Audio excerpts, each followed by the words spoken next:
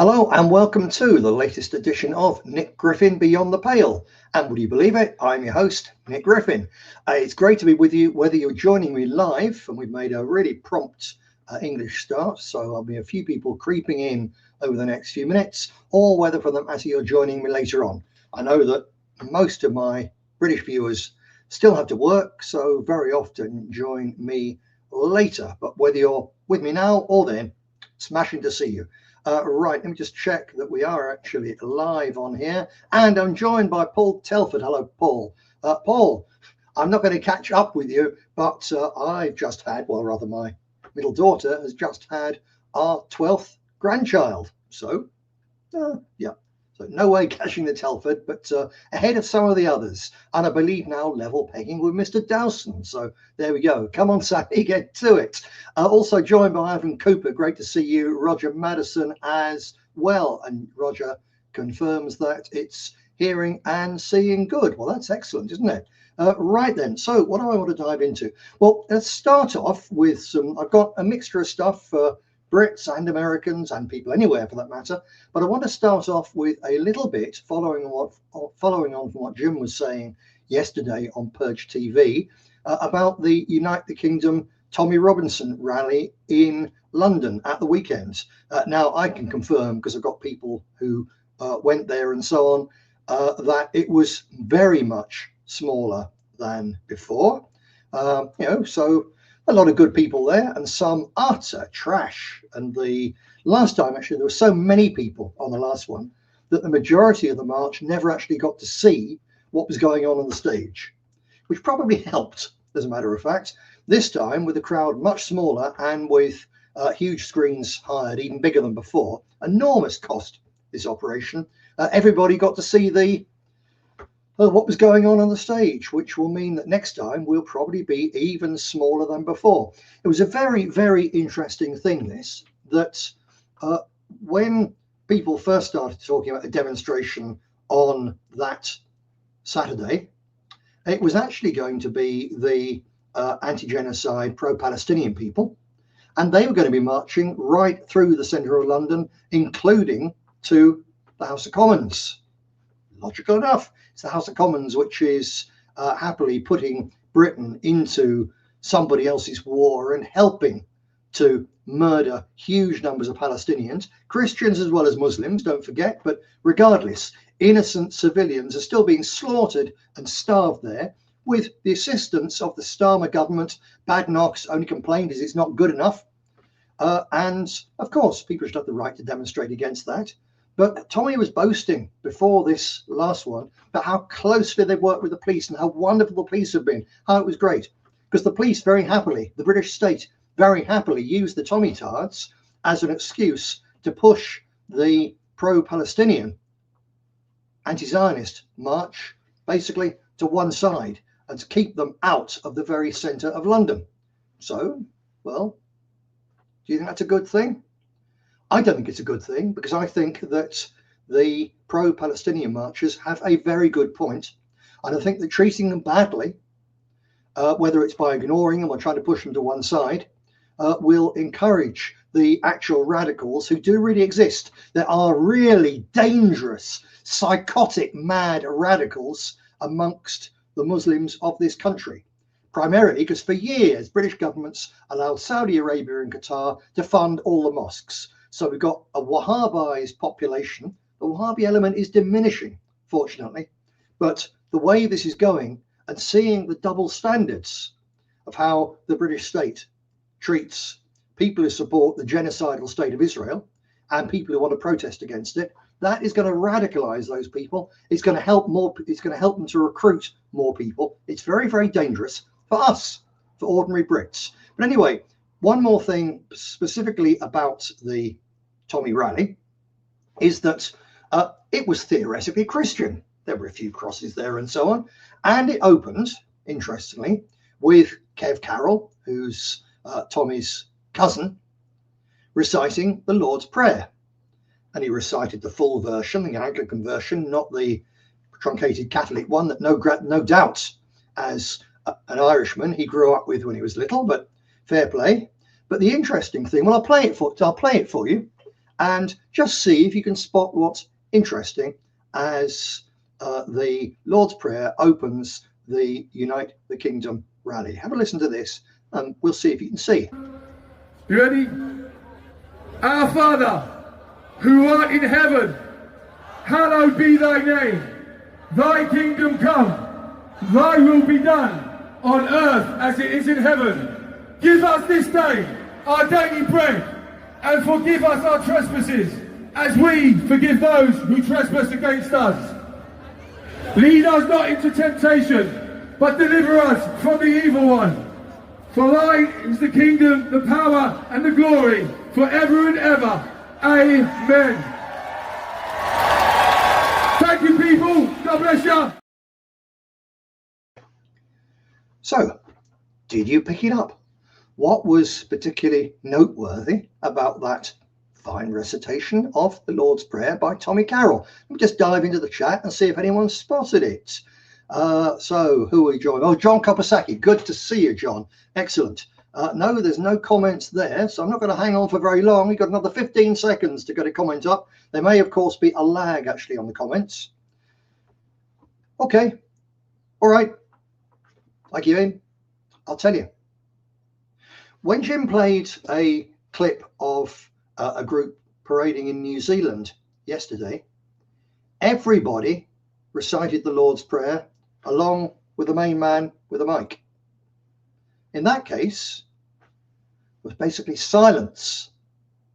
Now, they're obviously not anti-Christian, those people, because they're quite happy to go along under crosses and so on. And at the end, there's a cheer. They're happy with that. They're happy with their nominal Christianity. But how Christian are people who do not know the Lord's Prayer, or are somehow ashamed, even though when it's being spoken out in front of them, they're somehow ashamed to join in? How Christian are those people? And the answer is not very. For that matter, how Christian are people who, when the Lord's Prayer finishes, go, hooray, instead of amen? It's actually a shattering indictment of the state of basically the British lumpen proletariat, with some more decent people thrown in on top of that, to be fair. That, yeah, John Kopsaki, we're surprised if many didn't know it at all. Exactly so, John. Exactly so. It's an indictment, and it's not their fault. It's not your fault if you're brought up in a totally a-religious society, and a hardliner would say, but they could go to church, they could see the truth. They go to the church and they find some screaming lesbian or some mincing, well, this goes out sometimes on YouTube, so I better not say the word, had I? But I'm sure you get the general idea. Or if what they're taught is pure climate change applied Marxism. So they think that's Christianity. And okay, so you say, well, they could go to a proper Calvinist church. Well, do you know where one is near you? If someone in Bolton telephoned you up as a friend and said, where's my nearest proper Calvinist church? Could you tell him? Even Jim Dowson couldn't tell him. Or you could say, well, go to a proper, decent Catholic Tridentine Mass. Now, I know that in Birmingham Oratory, there's that is said each Sunday. And I know that there's one or two churches in London, but I don't know any others. If it was in Newcastle, I wouldn't know. So why should they know? I know there's a beautiful Orthodox church in Shrewsbury. In fact, there's two, one on the edge, one in it. I know those, but I don't know if there's an Orthodox church in Northampton. And if somebody asked me, I couldn't tell. And if you ask someone, even a proper Christian in Northampton, they couldn't tell you either.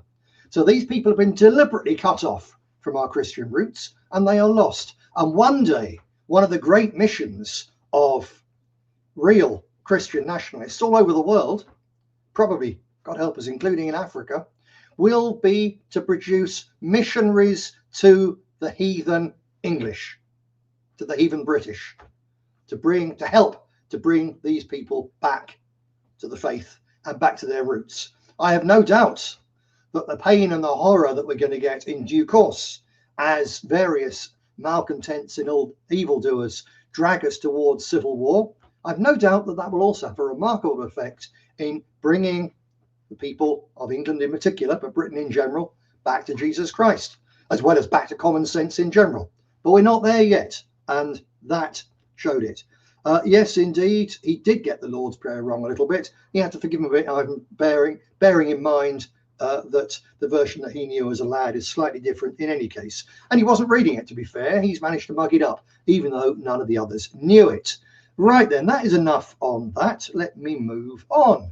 And what do we do next? Yes, while we're on the, well, just moving on from the subject of that, a bit more of the double standards. That if you shout in London from the river to the sea, you'll be carted off and arrested. You've got a criminal record. You've got a good chance of going to prison if you do that on a pro-Palestinian rally. If you shouted from the Nile to the Euphrates, or if you wave a flag on an Israel protest, which shows the two blue lines and Israel in the middle, that's the Nile to the Euphrates. If you show that, that's absolutely fine. Yeah, that's no trouble at all.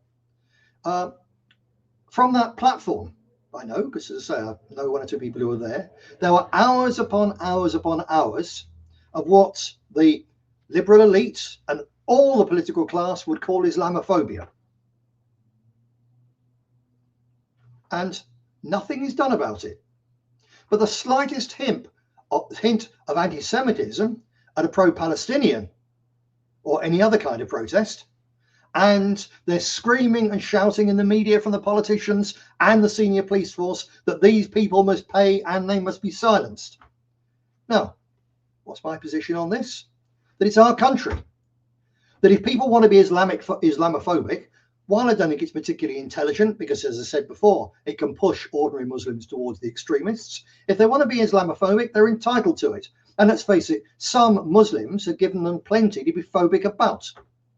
But likewise, if they want to criticize Zionism and criticize Israel and criticize the disgusting racist supremacy attitude that exists amongst the Talmudists and the Kabbalists, then of course they should be able to. Or you should be very polite to all the Muslims and very polite to all the Jews, and neither side can be criticized. But you either have to be able to criticize everybody, but then you can't criticize Jesus Christ, you can't criticize our country because you're in our country. If you don't like it, there's the door. But if you're some kind of foreigner, Sikhs, Hindus, whatever it is, then you've all got to accept that either, and we've got to accept too, either they can all be criticized or none of them can be criticized. Because if you have a double standard, that's what upsets and radicalizes people, and it's extremely dangerous. Just one more thing before we move on from this. The defendants in the current Palestinian action cases. Now, these are people who've broken into arms factories and damaged things, right? And they've broken into an airbase and damaged planes and so on. So not everyone's got a lot of time for that. But the crime they've committed a crime, is criminal damage. That's the crime. And they've been on trial. The first trial just collapsed. They've been on trial. They're on trial for criminal damage. And yet their barristers have been threatened with action, serious action over contempt of court, if they try to tell the jury that if these people are convicted for criminal damage, they get to be sentenced as terrorists. So it's a sort of secret trial where the jury might find them guilty, not knowing how serious the charges actually are and how serious the penalty will be. And I think obviously if someone admits or caught red-handed going into a drone factory and smashing things up, then you haven't got much choice but to find them guilty of criminal damage. It's obvious. They might be justified, but it's obvious. They're guilty of criminal damage. But to say that is terrorism instead of criminal damage, to say it's something that has to carry a monstrously long prison sentence, but then not to tell them that is truly scandalous.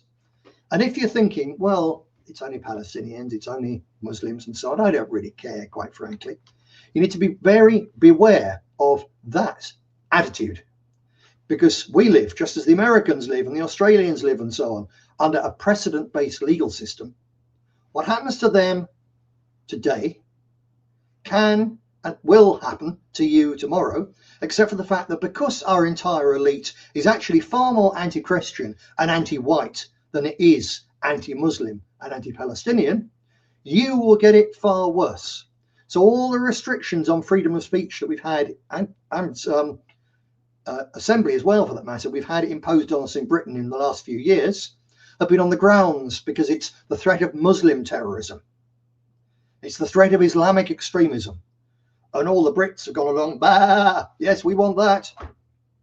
And then the elite turn round and they use what they sold you on the basis of people you're not really keen on to hammer you. They do it time and time and time again. And Americans especially need to be aware that you've only got 2.5 years before you've got a Democrat government. And anything that the Trump regime does now against, whether it's pro-Palestinians, Arabs, Mexicans, whatever, anything they do, Antifa, anything that regime does against them now, they're quite likely to use against you if you're a hardcore proper nationalist anyway. But certainly once the precedent is set and once the law's there, the Democrat regime of the future will use it against you. So do be warned. The same is true about whose wars you actually fight, but I'll come on to that in a moment. Let me just jump back into the chat here and have a look. Yeah, Ivan, you're quite right. You can have your son murdered and get arrested for upsetting his murderer. There was an appalling case of a young white fellow by the name of Nowak, presumably of Polish extraction, but you know, as to all appearances and everything as English as thee and me, well, to some of you. And he was stabbed, and because he'd had a clash with a non-white, the police, this is very recent, the police handcuffed him as he lay dying. Now there's a double standard for you, isn't it? Because if that had been done to a black boy, if that had been done to a Muslim kid, heaven forfend, if that had been done to a Jewish lad, we would never have heard the last of it. There would be hysteria. The police involved would already have been sacked. The police officers of that force would already be replaced. There would be howls. We'd hear nothing but for 3 or 4 days in the media, and we would be reminded of it for months. Which is fair enough. I haven't got a problem with that. I've got a problem when it's an English boy, when it's a white kid. Silence. That is the trouble. Paul Telford says foreigners shouldn't be allowed to protest in the UK. That's an interesting thought. Yeah, can have sympathy with that, but it must be applied across the board. So if that applies to people born in Pakistan, it must apply to people who come from America, it must apply to everyone who's from Israel. If it applies to Pakistanis born here, it must apply to Jews born here. Do we also apply it to the Irish? Now there becomes a problem, because what do we do to those of us who are a bit mixed? What do we do to someone whose mother's Irish and father's English? Can they demonstrate or not? So it becomes a bit tricky. But overall, certainly I find seeing anyone else's flags on my streets, whether it's people I've got sympathy with, the Palestinians, people I have utterly no sympathy with, the Iranian monarchists, CIA fools and tools and grasses and agents, or whether it's people I detest, the Zionist monsters, I don't want to see any of their flags flying in my country. Simple as that. So yeah, Paul, overall, I agree with you on that one. Right then, so let's carry on, shall we? Yeah. Whose wars? Whose side are you on in the war and so on? Well, of course, at present, we've got the Iran war. Well, we haven't, because it's sort of a phony war at present. It's on and it's bleeding the world to death in energy terms. More on that later. But just at present, it might be different in two minutes' time if Donald Trump speaks. At present, there's a sort of peace. And so it's receded a bit. But despite this, there's an intense propaganda war going on between people on the American deep state side and the Israeli side. And they run a really powerful, massively funded, it's called the Hasbara operation. It's their huge effort to massage and push and bully public opinion their way. And it massively outweighs what the Iranians have got to try and level the playing field, except for the fact that the Iranians, some of you will have seen them, they started producing Lego videos, and it's called Military Lego, and it's an animated cartoon of Lego figures, and some of these are extraordinarily powerful and effective. There was a brutal one against Trump a couple of weeks ago, which must have done him immense damage, especially in the third world, where these things circulate in very large numbers. Long and the short of it is that at present, the Iranians are winning the propaganda war, as well as they're winning the strategic war. They haven't won the day-to-day fighting war. Yeah, they got hammered in that, but strategically, they've closed the Strait of Hormuz. They're the ones who forced America's allies in the Middle East to constantly say to Trump, don't start another war, please. So, yeah, the Iranians are winning that, to the point that even if Trump now does have one more big blitz and then leaves, that's going to create immense economic and energy damage and all sorts of damage all over the world for many years. Even if he does that, I think we've now seen the end of the short century of American dominance of the world. American hegemony is over. Everybody now knows, even regardless of what happens at the end of this conflict, the emperor, the Orange Emperor, and the empire have no clothes. Now, I can understand Americans might bridle a bit about that. It's good to be the top dog, to swagger around the world and beat up everybody else. The Brits used to do it, but the time is finished. But is it good? If it makes it dangerous for you or your family to go abroad, no, it's not good. If it means that your son or your daughter or your grandson is liable to get conscripted in due course for a war which the elite of the United States of America are fighting on behalf of somebody else, is that a good thing? No, it isn't. Is it a good thing in America, where the infrastructure in many places is collapsing, where you've got an opioid epidemic of staggering proportions, where you've got vast swathes of proper real industry just not there anymore? Is it really good to spend trillions upon trillions of dollars on wars for Israel, or wars for the American oil companies, or wars for banana companies, which is what the wars of the 19th century in places like Nicaragua used to be about? Have any of those wars been good for American people who have to send their boys and girls to die in them and their money to fight them? And I would say no, it's not. So this end of empire doesn't mean the end of America. It means there's a chance of America becoming a normal and very strong country. And I'll tell you what, that'll beat being the policeman of the world. Do you know, this is one for Brits really, but Americans can take note. We always think of the First World War as having a catastrophic effect on Britain's population, which of course it did. We lost 880,000 men killed, many more maimed or completely messed in the head. So they were lost to our culture, our society, our politics, and our breeding pool. Catastrophic. But here's what you didn't know. That at the start of the First World War, before a single shot was fired, Britain was missing 1 million men. That's in a population of 40 million. So we lost nearly 1 million. We lost nearly as many as we were already missing at the start of the war. Why were we missing 1 million men? Because they'd gone abroad. They'd emigrated, or they'd gone to be subalterns or administrators in the Sudan or whatever, or in the Congo or somewhere, and they got hideous diseases, and they got malaria, and they died in their droves, and they'd been butchered here and there by uppity natives. Or they just stayed there and then they found a new life, but they'd left Britain. And many families, many couples, young couples, left Britain. I've got, through my couple of DNA tests, I've got second and third cousins and beyond coming under my ears in the United States and Canada and Australia. So many couples left and young people left, male and female. But on top of all that, 1 million extra males left as well. That's the price of empire. You have to, you go out there and you look after it, whether it's militarily or organizationally, So it's one of the costs of empire, more a cost of ours than the current American empire, but it doesn't do you any good. Empires are for the people running them. Empires are for the emperors and their courts. Empires are not for the ordinary people. They're just like war. Now, I mentioned the military Lego videos, and I'm going to show you one, which I came across earlier on today while researching this for you. Where is it? Agent Origin. Here we go. So this is a very recent one, just put out by the Iranians, and they're broadening their area of attack. They're no longer actually just, it shows how confident they are.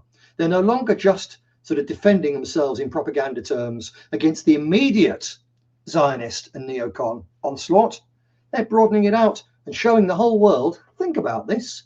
This is the people who've run America for decades doing to us what they've done to other people as well. So have a look at that from that point of view, but also from the sheer technical class of this and how powerful propaganda can be, which is made for, well, a lot of serious effort, but still for buttons, money-wise, no actors, no nothing. Now, I do apologize for the fact that music is sort of rappy, because I don't like rap, but nevertheless, this has a powerful message. Have a look, and then we'll talk about Agent Orange and how, if you're an American, if you think that Agent Orange was something which only affected the gooks, the Vietnamese, well, you had to think again. So don't again look at this and think, well, not my problem.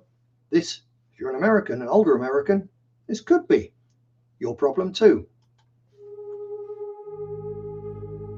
73 million liters. It wasn't a mistake. It was a chemical ghost that never left. Look at the sky, it's not blue, it's a purple hazy 1-2 days, flying low, ending all our days. They called it ranch hand, a tactical play, but the emerald hills are all rotting away. The soil is screaming, the water is thick, falling like orange studs, making me sick. A chemical execution, silent and slow, in the world of bricks where nothing can grow.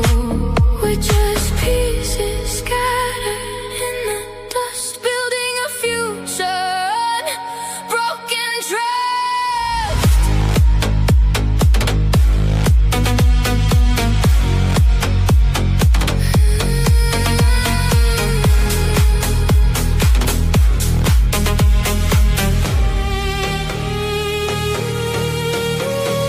Orange, falling like a silent tear. Orange, the ghost that's lived here for 50 years. 1,000 cradles holding broken gold. The story of a crime that's never been told. No mercy for the seeds they've sown. No justice for the lives they've blown. We're just the fragments of a poisoned soul, trying to be human, trying to be whole. War is a ghost, but the toxin is real. 500,000 children with nothing to heal. Twisted limbs, hollow eyes, pieces fitted wrong, while the corporations sing a billionaire song. Monsanto, Dow Chemical, counting the cash, watching a generation turn into ash. No golden trophy can hide the death. We're still fighting for air with the poison breath. Orange, falling like a silent tear. Orange, the ghost that's lived here for 50 years. 1,000 cradles holding broken gold. The story of a crime that's never been told. No mercy for the seeds they've sown. No justice for the lives they've blown. We're just the fragments of a poisoned soul, trying to be human, trying to be whole. They knew it. They sprayed it. Look at the cradle. Look at the scars. You can't wash the orange from the slave.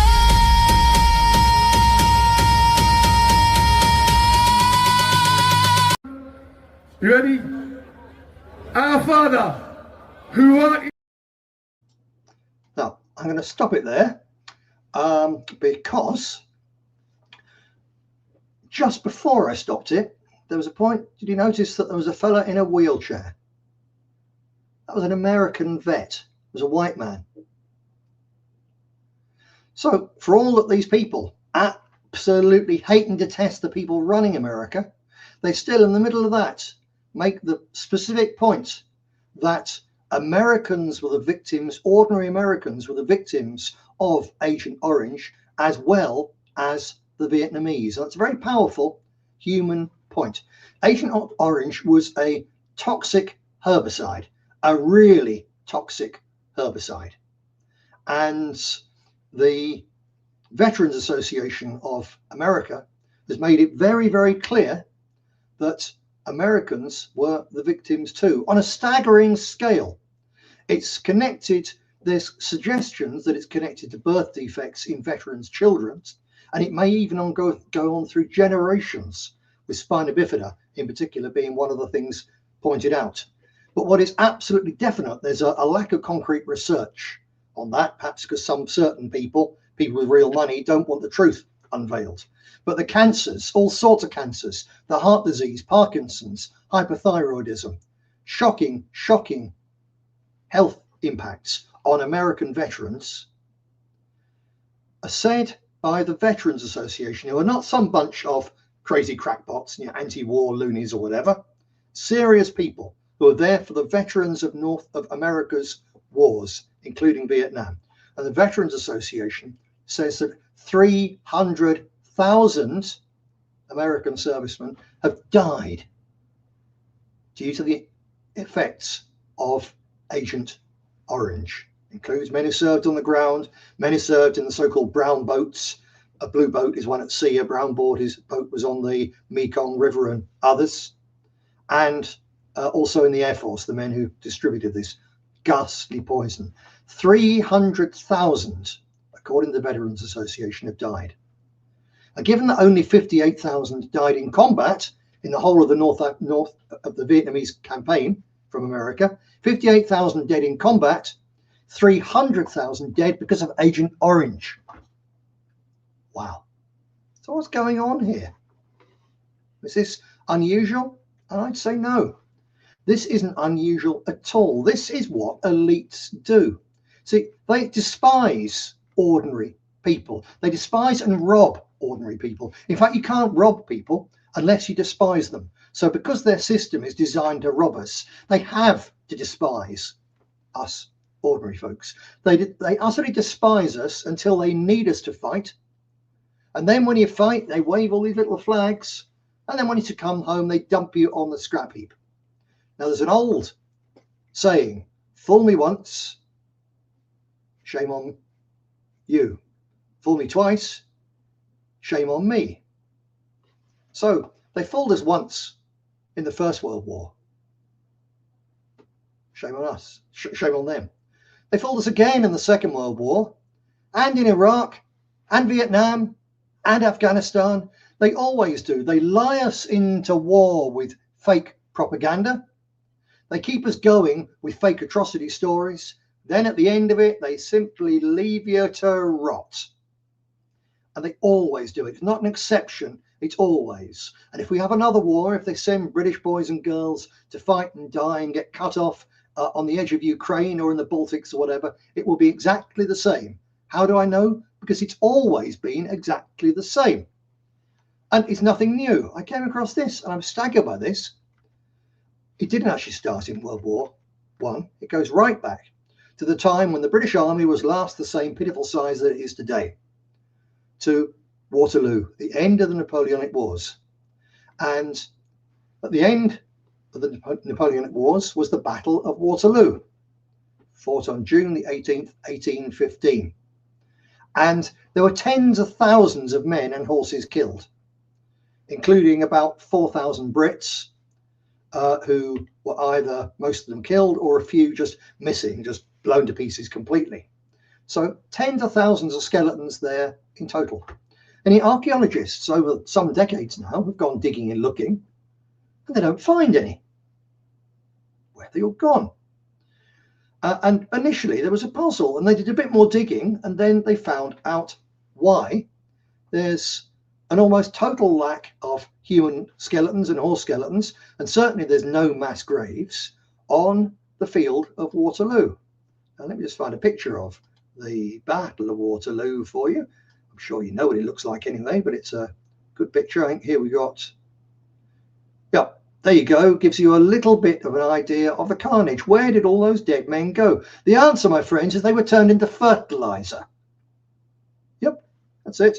Contemporary accounts and later research show that there was a systematic exploitation, digging up of the graves, even in the 1820s, just over 5 years from when those men died. And it accelerated massively in the 1830s. So only 25, 30 years after they died, they were being dug up. Not one or two, all of them. There's British newspaper reports from the 1820s which describe how bones from European battlefields, but particularly Waterloo, were being collected and shipped primarily to Hull, where they were ground into bone meal and sold as phosphate-rich fertilizer. The digging wasn't done by any giant company. It was done by local Belgian farmers and then bone traders who just did it for themselves. And demand surged even further with the rise of Belgium's sugar beet industry. And the first factories in the sugar beet industry in Belgium appeared near Waterloo. Why? Because Belgium's a very fertile country. You can grow sugar beet all over it. Why did they put the factories at Waterloo? Because Waterloo still hold lots of bones, and bone char, which is produced by burning bones, was absolutely essential to filtering and decolorizing sugar beet. Isn't that quite astounding? Because I didn't know that. Did you know that? Well, tell me here in a minute. We'll have a look. Did you know that our soldiers, our heroes of Waterloo, were ground up for fertilizer? Yes or no? So there's a picture of the aftermath, famous photo of the aftermath, the evening of Waterloo, when Wellington himself is said to have remarked, "The saddest thing next to a battle lost is a battle won." Now, bone prices, when this sugar beet boom hit, bone prices in Belgium rose sevenfold between 1832 and 1837. So robbing graves was a lucrative business. There's a book, I forget the name of it. Sorry, yeah, Bones of Contention. The industrial exploitation of human bones in the modern age was edited by Wilkins, Schaefer and others, and it goes into all of this, and they document through British and Belgium and German archives how farmers near these source sites conducted excavations to supply nearby sugar factories. To be fair, in 1835, the local mayor issued a proclamation saying it wasn't permitted, but it carried on. British newspapers, occasionally expressed a bit of moral discomfort about this. There's one that noted the irony of soldiers' remains fertilizing English fields or refining sugar. But basically, bones were just another commodity. So let me have a quick dive in. Let's get rid of that picture. Let's go on. Let me dive in the chat and see if you knew this. Sickening, says Ivan Cooper. So I guess he didn't. There's some comments there about Agent Orange. Absolutely, John Kapasaki. Now, John is a ferocious American patriot. And he's there. Good for you. Good for you. Pointing out it was an unforgivable sin. It was indeed. Yeah, quite so. So I'm pretty sure we got a delay actually on these comments, because none of you, and I know you're good people and very responsive, and none of you said, did you know this or not? So I guess that'll be coming in a minute or two. But for Americans, you might, you guys joined us from well up north, beyond the wall. Good to see you, friend. Good to see you. Yes, this isn't just an American thing. Sorry, not just a British thing, a Belgian thing. It also, the same students of grave robbing and bones and so on, have found plenty of evidence that the same thing was carried out on the Civil War battlefields of the United States of America. There's a newspaper account in the Pittsburgh Gazette in 1868, so just after the war between the states. claiming that bones from battlefields in Tennessee were being collected and imported for fertilizer. Researchers found lots of instances of bone collection around Richmond. It wasn't apparently on the scale of the European Napoleonic graves, and it was also places like Austerlitz, so not big battles where the British weren't involved. But certainly it was going on in the United States as well. Quite shocking, really shattering. And it reminded me of this whole sort of thread, my way of thinking here, of one of the most famous First World War poems, Wilfred Owen. Let's have a picture of Wilfred Owen, shall we? I know I've got a picture of him here. He was a war hero who was also, he wrote some shattering poetry against the horror of the war. And he wrote Dulce et Decorum Est, which I'm going to read a little bit from in a moment. He wrote that when he was in hospital recovering from shell shock. Once he'd recovered, he was sent back to the front, and he was killed crossing a canal in Flanders shortly before the end of the war. One of our finest poets ever. And he produced a poem about the victim of a poison gas attack. And he called it Dulce et Decorum Est, which means in Latin, it is sweet and fitting to die for one's country. It was based on that phrase, Dulce et Decorum Est, it's sweet and fitting, is in the Roman poet Horace's Odes, written 23 years before the birth of Christ. And Wilfred Owen took exception to this, which of course was a poem which every public school boy would have known at the time. The Victorians loved the Romans, and they loved this sort of rather overblown patriotism. And Wilfred Owen wrote this: "If you could hear at every jolt the blood come gargling from the froth-corrupted lungs, obscene as cancer, bitter as the cud of vile, incurable sores on innocent tongues, my friend, you would not tell with such high zest to children ardent for some desperate glory the old lie, Dulce et Decorum Est, pro patria mori." Powerful stuff from one of our finest poets ever, actually. So, is Nick Griffin a pacifist? Oh, wrong one. Go away. Right. Am I a pacifist? No, I am not a pacifist. Am I a coward? That's the usual reason people are pacifists. From experience, I can say that I'm less of a coward than many much physically tougher men that I've met. That's as good as it gets. Certain circumstances, I'm terrified, but I don't run away, so I guess that means I'm not a coward. But I look with much more favour on the work of the Victorian in terms of if you're going to die for something. I agree totally with Wilfred Owen. I disagree with Horace. It's not always sweet and fitting to die for your country. Depends on the circumstances and exactly what you mean. And the Victorian poet Thomas Macaulay, to my mind, got it rather better. Summed it up far better. Again, in the Victorian fascination for the Romans, he wrote in 1842 the Lays of Ancient Rome, the songs of ancient Rome. And this includes one song, the heroic defense of the main bridge into Rome by the soldier Horatius when it was being attacked by an invading Etruscan army. And Macaulay wrote this: "Then out spake brave Horatius, the captain of the gate, to every man upon this earth death cometh soon or late. And how can man die better than facing fearful odds for the ashes of his fathers and the temple of his gods, and for the tender mother who dandled him to rest, and for the wife who nurses his baby at her breast, and for the holy maidens who feed the eternal flame to save them from false Sextus that wrought the deed of shame?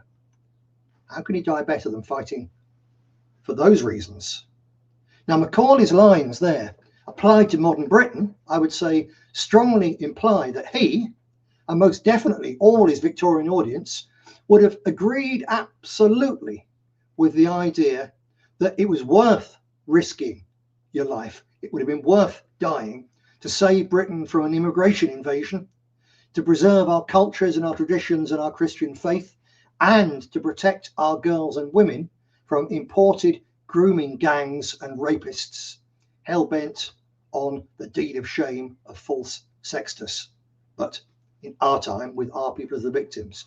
So what's the difference between my position vis-a-vis Horace and the pro patria mori, it's great to die for your country, and Macaulay's, that you can't die better than defending these things? The difference is that on the one, you're fighting for a state, for a regime which you know damn well is run by criminals, psychopaths, thieves and degenerates, because with very few exceptions, they all are. You'd be fighting and dying for a system, fighting and dying for a system that hates you and yours. That's on the one hand. And no, that's not worth it. Absolutely not. No son, no grandson of mine, if I have anything to do with it, will ever go to one of those bloody wars. But on the other hand, to fight with the risk of dying for your people and for your land, that's a different matter. So say no if it ever comes up, and encourage other people to say no to dying for them. But absolutely, be ready if needs be to die for us. Now, it's better, far better not to die. It's better by far to organise to deter war. And in our case, to deter a civil war, which very powerful people want, as we said before on these shows. Or if it comes to the worst, organise at least so you've got a better chance of winning that war. And to make sure that if there's absolutely no alternative, and I believe at present there is, and I'm trying to do what I can to speak out against those who would drive us into war, whether abroad or at home.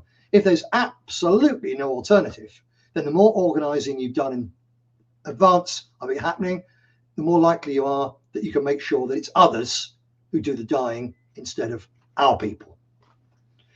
Right, how are we doing for time? Good Lord, time has flooded by, and I've still got to mention the main thing actually I wanted to speak about in a way, which is Hormuz, but I can do it in fairly short order. Let's have a quick jump in here. Ivan Cooper agrees. The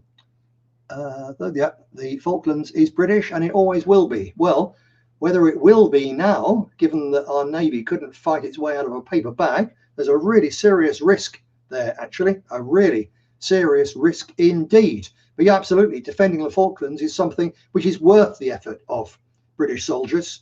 Although when it happened last time, they only had to, because Thatcher and Nott withdrew the very light naval and research vessel presence around the Falklands and around the Georgia Islands, withdrew them and signalled thereby to the Argentinians that we weren't really interested.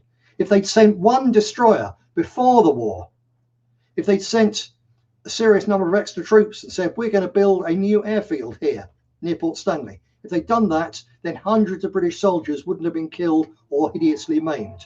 But anyway, there we go. That's that. I wanted to say to come on to the question of the Iran war, because people seem, if you look at the headlines in Britain, it's almost forgotten. You know, it was a big fuss and the price of fuel went up and everyone was rather shocked. But now the battle to be the top cock, and I use the word advisedly, on the Labour dung heap, you know, that's the news. Married at first sight, whether or not people were abused on this revolting TV show. That's the news. The Iran thing has almost disappeared. People have got used to the higher prices for their driving and heating their homes. And it's already, the thing is basically being treated as background noise. Well, this is not background noise, my friends. This is the biggest single interruption to oil flows in history. And the whole of our modern civilization is based on oil and hydrocarbons. All of it. Not just our transport and our heating, but all our food, all the plastics, everything. The whole modern world is based on oil and its derivatives. And we just lost 25% of it. Now, the impact has been covered up by the fact that governments quickly released stocks from the stuff they'd hoarded for a rainy day. And there was already stock in the pipeline. And there was already lots of tankers already at sea.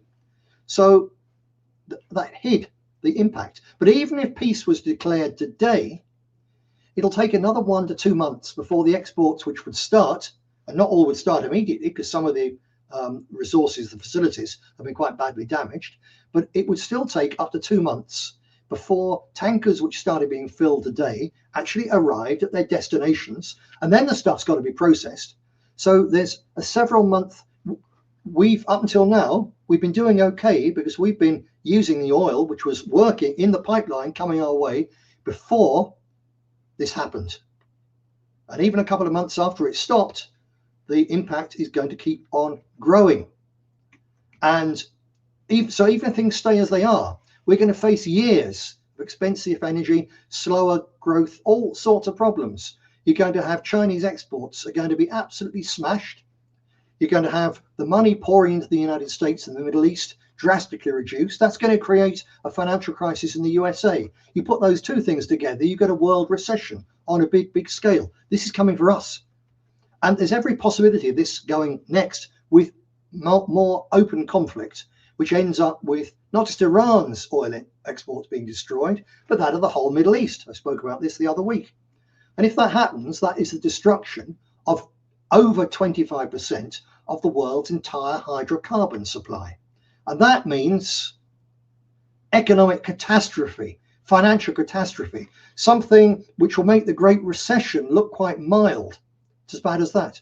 It's quite fitting. The Great Recession started really in 1926, exactly 100 years ago. I guess it's a coincidence, but who knows with the way some of these crackpot elites work with their magic numbers and all the rest of it. But that's what we're facing. Really, really serious. And it's not just going to be, we're not going to starve to death in Britain or the United States. But the price of fertilizer, the price of food will go up so much that we're going to have to cut back. And people will starve by the hundreds of millions around the world. And that means more refugees, more desperate immigrants doing everything they possibly can to come and live near you. This really is an enormous thing. It's the event of the century in terms of the impact this is going to have. Nothing can have a bigger impact than this other than nuclear war. And yet people seem, and governments seem to think, well, basically, there's nothing really to worry about. We can just carry on. Well, there is something to worry about. I tell you, this is going to get very nasty indeed. And it's going to speed up all sorts of political changes and economic and social clashes. If the system can afford to pay people their dole money, can keep prices down, keeps everything basically functioning, most people are sort of happy and they'll rub along together. Once that stops happening, there'll be all sorts of trouble to come. What can you do? What can we do? Well, just as individuals, you can keep your tanks topped up in every vehicle you've got. Every time you go to a fuel station, buy another plastic jerry can and fill it up with fuel as well. And take it home, keep a couple in your boot. So if you're on a long journey, when there's a scare, and panic buying immediately within a few hours just strips everything bare of fuel, well, then you're going to be okay because you've got some in store in any case. Get out and stock a good supply of non-perishable food and basic household goods, including candles, worth having, at least enough for several weeks, at least enough. Now, sooner or later, we're going to see panic buying. And if the crisis rolls on, that'll be of things, not just food, over-the-counter medicines. Watch the minute there's a panic on, you know how stupid the sheeple are, all the toilet roll will vanish within hours of the news breaking that not enough wood pulp is arriving in this country, is crossing the oceans to provide toilet roll. So toilet rolls will disappear. You can live without toilet roll, but it's rather inconvenient. So may as well go and stock up now. So do your panic buying well in advance. And even if the crisis is solved, I don't know how, but even if it is solved, I think it's going to be solved by Trump having a huge blitz, hoping to persuade the Iranians to respond in kind against the rest of the Gulf. The Iranians will do some, perhaps not all. America will then withdraw from the Middle East. And actually, we will then move through a period of economic chaos. We will move to a better, safer world in which America is a powerful state in its own right, but isn't dominating the world. So we come full circle from where I started here. I think that's where it might end up. I don't think this is the end of the world, but it's going to be extraordinarily painful. But even if the crisis is solved painlessly, there's already inflation in the system for months and months and months, years ahead. So anything that you can afford to stockpile now will save you money in the end. So if it'll keep, And if you're definitely going to use it one day, and if you have the storage space for it, and if you can afford it, buy it now, because it's far better than leaving the money in the bank, if you're lucky enough to have money, where it's simply rotted away by higher inflation. That's where we are now. Vast political ramifications, but we'll talk about, well, in fact, not talk about, we will see those as we go through this year. Absolutely so. But this is an economic, financial, social car crash. And at present it's going slow. As we get nearer, it's spinning round and round and round. As we get nearer to the big wall, it's going to suddenly speed up. Bang. So do what you can to protect you and yours from it right now. Right, the one last thing I'll say here is that the multicultural utopia that our elite, Labour, Tory, communist, capitalist, Islamist, Church of England, Methodist, Vatican II, and crazed Zionist, all of them, all our elites have given us the multiracial utopia, saying it's all going to be fine. And those of us who said we don't think so, we've been rubbished and denigrated and persecuted for decades. But the multicultural utopia has never been stress tested. And if this crisis is unresolved for much longer, and I tell you, apart from everything else, the multicultural utopia is going to be stress tested. Now, if you're in a position when you can buy some popcorn and sit back and watch it on television, you know, fair enough. But for most people, most of us, that's not going to be the case. This very messy upheaval is going to be televised, albeit with very heavy censorship by the system. It's also going to be played out live in real streets, some of them closer to most of us than is going to be comfortable. Interesting times indeed. Right, I'm going to leave you with an end slate, which takes us back to the idea of soldiers being used and abused. This is Tommy, not Tommy Robinson. Didn't pick the name by accident, by the way. They knew what they were doing. No, this is the poem Tommy. Only this one is not the quite harsh to listen to Peter Bellamy one I played you a couple of weeks ago. This is a tremendous spoken rendition by Roger Moore, he of The Saint and later James Bond fame, for those of us of a certain age. And I think he's done a really good job with this. So I'll leave you with Roger Moore recounting the tale of Tommy Atkins, written in, he says, 1897. Fantastic piece, and as relevant today as it ever was. I ask you to join me next Wednesday, if at all possible. Same time, same place. Share this if you enjoyed it. And do please join Brother Jim Dowson on Purged on the Templar Report tomorrow evening at 4 p.m. Until next week, then, I'll leave you with the reminder that all that is necessary for evil to flourish is that good men do nothing. You're a good man and a good woman, so get out there and do something. Deus Vult. Rudyard Kipling in 1892, this is how long ago, he wrote A Soldier's Tale, which is Tommy Atkins. And if I might, if you'd let me, I'd like to read a few of the words from it. I'd love you to, yeah, because last time you were here, you read a poem. Yeah. Yeah, this is Tommy Atkins. He says, I went into a theatre, as sober as could be. They gave a drunk civilian room, but then none for me. They sent me to the gallery and round the music halls. But when it comes to fighting, Lord, they'll shove me in the stalls, for it's Tommy this and Tommy that and Tommy wait outside. But it's special train for Atkins when the trooper's on the tide. Yes, making mocker uniforms that guard you while you sleep is cheaper than them uniforms, and their starvation cheap. And hustling drunken soldiers, when they're going large a bit, is 5 times better business than parading in full kit. Then it's Tommy this and Tommy that, and Tommy, how's your soul? But it's thin red line of heroes when the drums begin to roll. The drums begin to roll, my boys, the drums begin to roll. We aren't no thin red heroes, nor we aren't no blackguards too, but single men in barracks, most remarkable like you. And if sometimes our conduct isn't all your fancy paints, why, single men in barracks don't grow into plaster saints. while it's Tommy this and Tommy that and Tommy fall behind, but is pleased to walk in front, sir, when there's trouble in the wind. You talk of better food for us and schools and fires and all.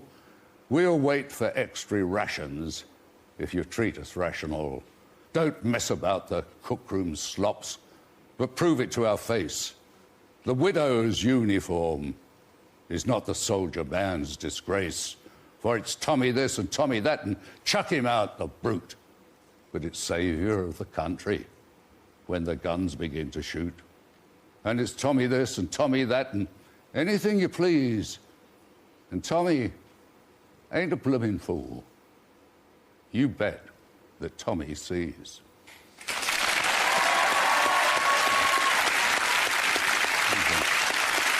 Thank you. It's a lovely piece, isn't it? Beautiful.